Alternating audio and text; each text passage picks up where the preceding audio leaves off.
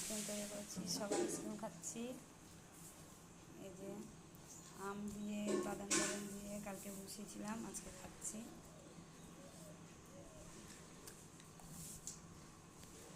তো কেমন হয়েছে বল?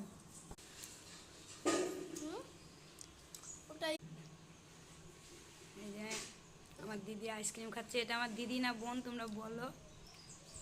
সবাই আমাকে বড় বলে, কিন্তু আমি বড় না, এটাই বড়, কিন্তু ছোট দেখে মনে হয় ছোট বোন আমার। ভালো হয়েছে বল দিয়া? আমারটা 8 সেভ বেরিয়েছে। শুধু এক বালতিতে করবি।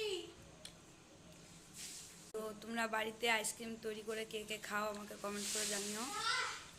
আমি মাঝে মাঝে আইসক্রিম তৈরি করি, আমার খুব ভালো লাগে, খেতেও ভালোবাসি, করতেও ভালোবাসি। তো তোমরা আমার মতন কে কে আইসক্রিম তৈরি করো, কী কী দিয়ে তৈরি করো কমেন্ট করে জানাও। জানাই কি?